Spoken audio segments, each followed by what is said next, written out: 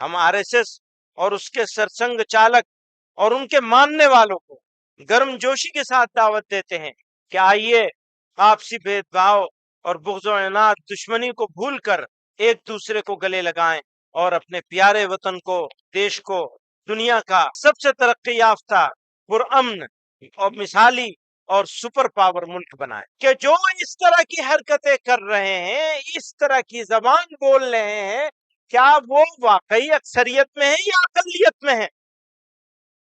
اگر وہ اکثریت میں ہے تو ہمارا لب و لہجہ ان سے دوسرا ہوگا۔ ہمیں سناتن دھرم کے فروغ سے کوئی شکایت نہیں۔ آپ کو بھی دھیان کیجئے گا، آپ کو بھی اسلام کے فروغ سے کوئی شکایت نہیں ہونی چاہیے۔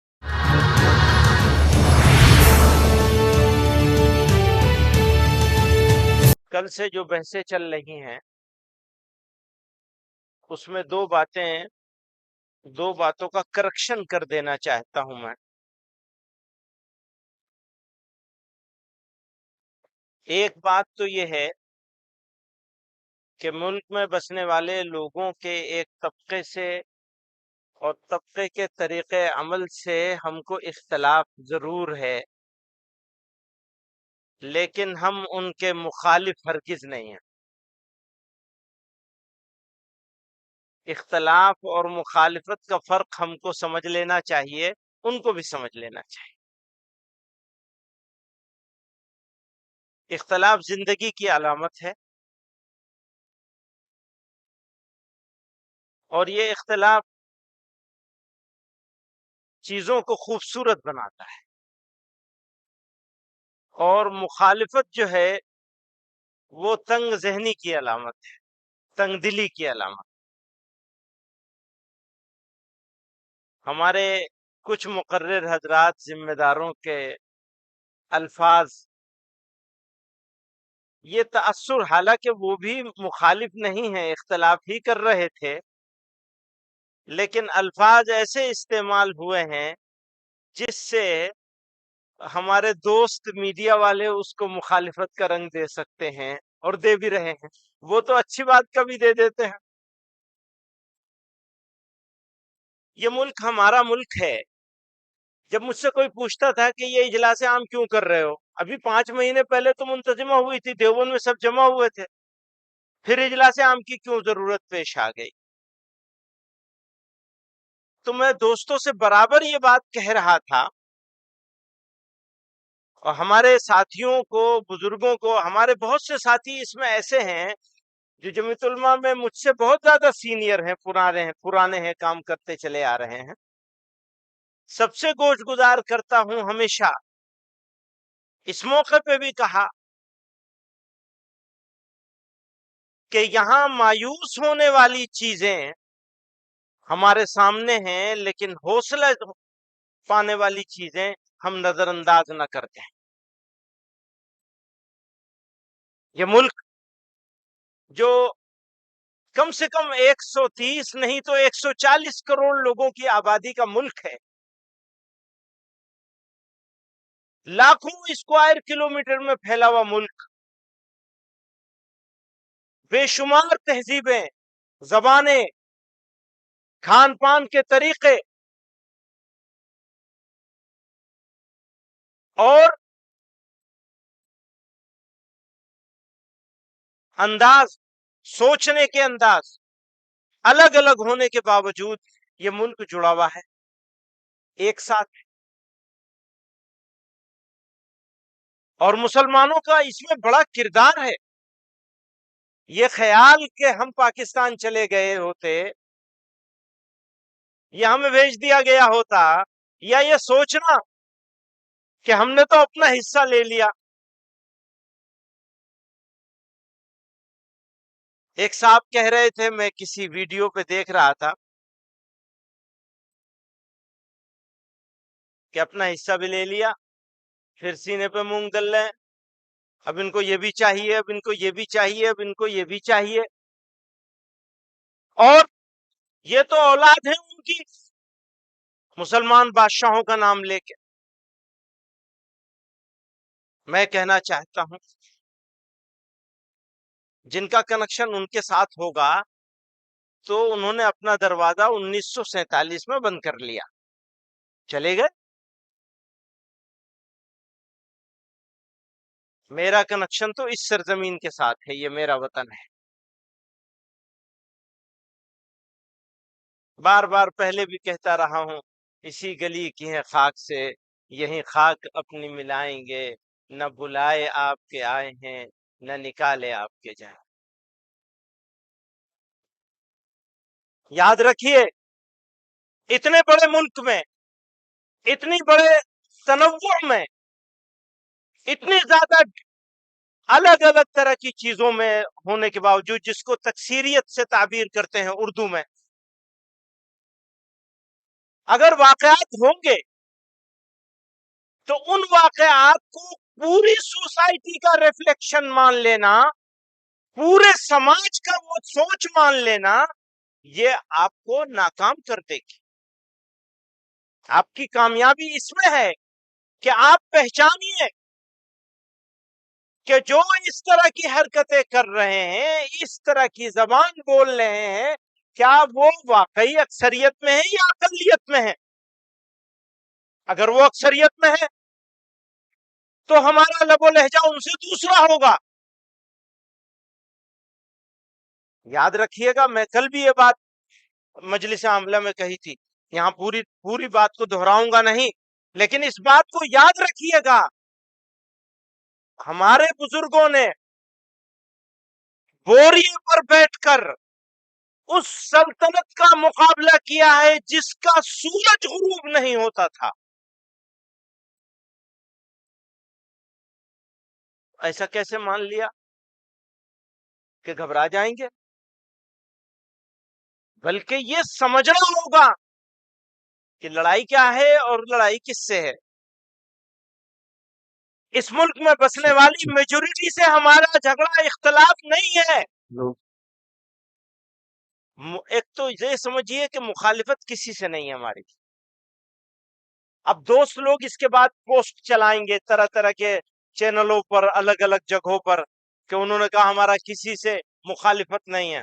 ہاں، ہماری کسی سے مخالفت نہیں ہے، نوٹ کر لیجئے اس کو بار بار کہنا چاہتا ہوں، ہمارا کسی سے وروध نہیں ہے، مت بھید ہے، اختلاف ہے۔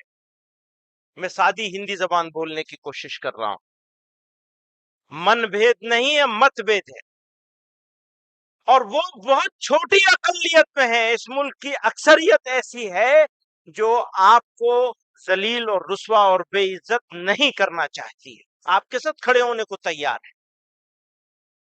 اس کے لیے جمعیت علماء نے پالیسی بنا کر باقاعدہ منظم طریقے سے کام شروع کیا ہے۔ وہ سدبھاونا منچ کا ہے، ابھی سدبھاونا منچ کی تجویز آپ حضرات کے سامنے آئی،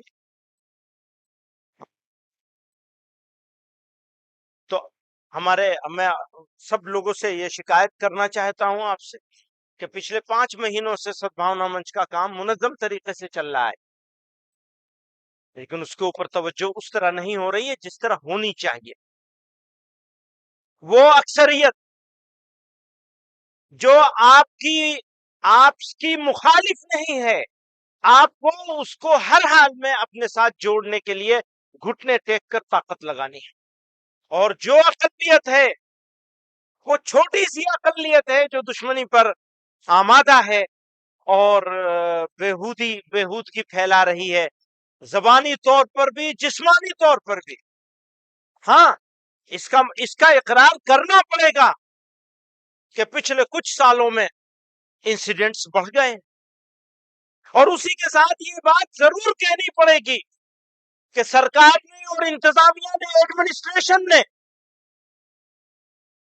ان واقعات کا اوپر جس طرح سے عمل کرنا چاہیے تھا، ان کی دستوری ذمہ داری تھی، اس ذمہ داری کو پورا نہیں کیا ہے، اور سرکاریں بھی خاموش تماشائی بنی بیٹھی رہی ہیں۔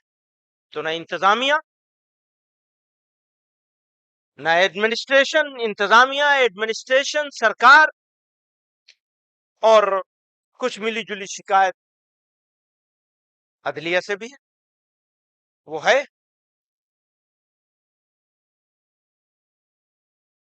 تو جو واقعات ہو رہے ہیں ان واقعات پر شکوہ بھی کریں گے، شکایت بھی کریں گے، آواز بھی اٹھائیں گے، لڑائی بھی لڑیں گے، لیکن اسے پورے ملک کی ترجمانی نہیں سمجھا جا سکتا ہے۔ یہ ایک بیلنس، ایک توازن ہمیں ہر حال میں بنا کے رکھنا ہے۔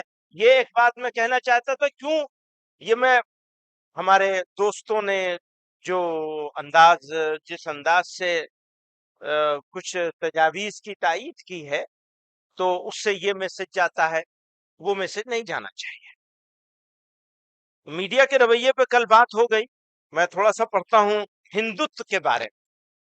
ہندوتو اور کمپوزٹ نیشنلزم، متحدہ قومیت، اقلیتوں، دلتوں اور خاص کر مسلمانوں پر ہونے والے حملے اور موب لنچنگ کے واقعات بلا شبہ نہایت افسوسناک اور ملک کے لیے شرمناک ہیں۔ ان کے خلاف، اب یہ بات ہم مسلمانوں کی نہیں کر رہے ہیں، ملک کی بات کر رہے ہیں، اس کے خلاف مختلف سطح پر آواز اٹھائی جا رہی ہے اور اٹھائی جانی چاہیے، لیکن ان سے بھی زیادہ جو چیز ہمیں پریشان کر رہی ہے وہ ہندوتو کی غلط تشریح اور ہماری دیرینہ متحدہ قومیت کے نظریات کے درمیان نظریاتی ٹکراؤ کی جارحانہ کوشش ہے۔ بھارت تنوعات اور تکثیری معاشرے کا حامل خوبصورت ملک ہے۔ اس کی خصوصیات میں سے سب سے بڑی خصوصیت تمام افکار و اعمال اور مراسم کے حامل لوگوں کو اپنی مرضی کی زندگی گزارنے اور نظریے پر چلنے کی آزادی ہے۔ اسے بچانے کے لیے گاندھی جی نے وغیرہ نے انتھک کوششیں کی ہیں۔ اس سلسلے میں جمعیت علماء ہند اور اس کے اکابر کی سعی و جدوجہد بھی بھارت کے ماضی و حال کی سنہری تاریخ کا زرعی عنوان ہے۔ متحدہ قومیت اور ہندو مسلم یکجہتی کا فکر و فلسفہ ان کی عطا کردہ وراثت ہے۔ اس کے مد مقابل ہندوتو کی موجودہ دور میں جو تشریح کی جا رہی ہے اور ہندوتو کے نام پر جس جارحانہ فرقواریت کو فروغ دیا جا رہا ہے، وہ ہرگز اس ملک کی مٹی اور خوشبو سے میل نہیں کھاتی۔ ہم یہاں یہ واضح کر دینا چاہتے ہیں کہ آر ایس ایس اور بی جے پی سے ہماری کوئی مذہبی عداوت نہیں ہے، بلکہ مذہبی یا نسلی عداوت نہیں ہے، بلکہ ہمیں صرف ان نظریات سے اختلاف ہے جو سماج کے مختلف طبقات کے درمیان برابری، نسلی عدم امتیاز اور دستور ہند کے بنیادی اصولوں کے خلاف ہیں۔ ہماری نظر میں ہندو اور مسلمان سب برابر ہیں۔ ہم انسان کے درمیان کوئی فرق نہیں کرتے اور نہ نسلی برتری کو تسلیم کرتے ہیں۔ جمعیت علماء کی سدا یہ پالیسی رہی ہے کہ بھارت کے تمام شہری برابر ہیں، ان کے درمیان مذہب کی بنیاد پر کوئی تفریق نہیں ہونی چاہیے۔ ہم جب بھی آر ایس ایس اور اس کے نظریات کی بات کرتے ہیں تو ہمیں اس کے ماضی کے سرسنگ چالک گرو گولوالکر کی کتاب بنچ آف تھاٹ کے حوالے ہوتے ہیں۔ حالانکہ آر ایس ایس کے موجودہ قائد کے حالیہ ایسے بیانات جو ایک قومی نظریے، متحدہ قومیت اور بھائی چارے سے کچھ میل کھاتے ہیں، ان کو بھی پیش نظر رکھنا چاہیے۔ اسلامی تعلیمات کے مطابق دوستی کے لیے بڑھایا جانے والا ہاتھ آگے بڑھ کر مضبوطی سے پکڑا جانا چاہیے۔ ہم آر ایس ایس اور اس کے سرسنگ چالک اور ان کے ماننے والوں کو گرم جوشی کے ساتھ دعوت دیتے ہیں کہ آئیے آپسی بھید بھاؤ اور بغض و عناد، دشمنی کو بھول کر ایک دوسرے کو گلے لگائیں اور اپنے پیارے وطن کو، دیش کو دنیا کا سب سے ترقی یافتہ، پرامن اور مثالی اور سپر پاور ملک بنائیں۔ باہمی نفرت کے تاریک ماحول میں جو لوگ بھی باہمی رشتوں کو استوار کرنے کے لیے ڈائیلاگ اور ایک دوسرے کے افکار و نظریات کو سمجھنے کے لیے کوشاں ہیں، ہم ان کا استقبال کرتے ہیں اور ایسی تمام کوششوں کی حمایت کرتے ہیں۔ باہمی گفت و شنید ہی تمام مسائل کا حل ہے، یا کم از کم مسائل کو بڑھنے سے روکنے کا ذریعہ ہے۔ اس لیے اس کا راستہ کبھی بند نہیں ہونا چاہیے۔ اپنے بھائیوں اور پڑوسیوں سے قطع تعلق کی اسلام میں ہرگز اجازت نہیں ہے۔ جمعیت کے اکابر نے برادران وطن کے ساتھ دوش بدوش چلنے اور ہر چیلنج کا مقابلہ کرنے کی روش اختیار کی، اور جمعیت آج بھی اسی روش پر مضبوطی سے قائم ہے۔ موجودہ حالات میں جمعیت علماء ہند آر ایس ایس اور اس کے رہنماؤں کو متوجہ کرتی ہے کہ وہ اپنے موجودہ بیانات کی روشنی میں عملی اقدامات کریں اور موجودہ حالات میں اپنی ہمنوا جماعتوں کو قائل کریں کہ نفرت اور فرقہ پرستی کی چادر اتار پھینکیں۔ دھیان کیجیے گا، ہمیں سناتن دھرم کے فروغ سے کوئی شکایت نہیں. آپ کو بھی دھیان کیجئے گا، آپ کو بھی اسلام کے فروغ سے کوئی شکایت نہیں ہونی چاہیے. جیسا کہ جمعیت علماء ہند مولانا محمود اسد مدنی صاحب زندہ باد. یہ کون ہے بھائی؟ اچھا وقت ویسے ہی کم ہے. کون ہے مائک والا؟ کس کے ہاتھ میں ہے مائک؟ یہ تمہارے ہاتھ میں ہے؟ کس کے ہاتھ میں ہے؟ واپس لے لو ان سے. کون صاحب ہے بھائی؟ ذرا حضرت کی زیارت تو ہو جائے. وہ کون صاحب ہے حضرت؟ لے لو ان سے. ایک بہت اہم بات ہے. سوامی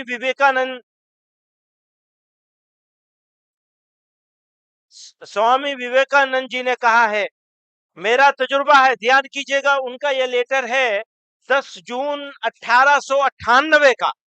انہوں نے لکھا ہے میرا تجربہ ہے کہ اگر کبھی کوئی مذہب انسانی مساوات کی منزل کی قابل لحاظ حد تک پہنچا ہے تو وہ اسلام اور صرف اسلام ہے.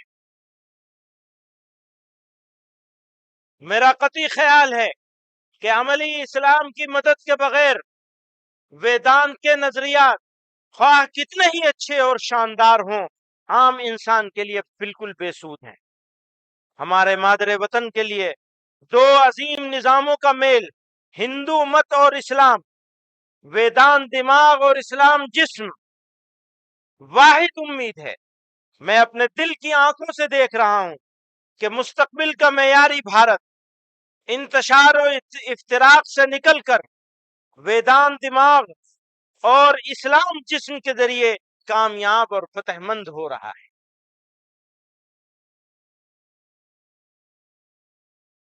پیشوایان مذاہب کا احترام.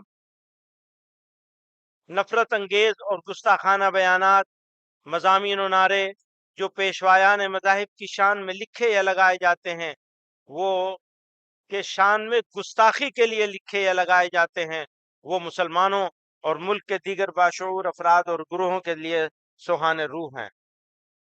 مسلمان جو تمام برگزیدہ انسانوں کے احترام کو جزء ایمان سمجھتے ہیں، جب وہ اس ذات اقدس کے بارے میں جس نے تمام پاک بازوں کی حفاظت و ناموس کا درس دیا، دھیان کیجئے گا، وہ اس ذات اقدس کے بارے میں جس نے تمام پاک بازوں کی حفاظت و ناموس کا درس دیا اور کبھی کسی خطے، ملک یا انسانی گروہ میں جو بھی خدا کا برگزیدہ بندہ ہو اس کے احترام کو ایمان کا جزء لازم بتایا.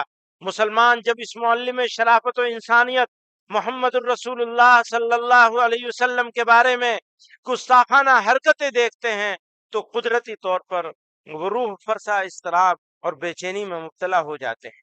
یقیناً دیگر مذاہب کے متبعین بھی اپنے مقدس پیشواؤں کی توہین آمیزی کے بارے میں ایسا ہی محسوس کرتے ہیں، اور ان کی توہین بھی ہمارے لیے ناقابل برداشت ہے. اس لیے ایسے قانون کی شدید ضرورت ہے جس سے اس قسم کی فتنہ انگیزیوں کا سدباب ہو اور پیشوایان مذاہب کی حرمت و عزت و حرمت محفوظ رہے.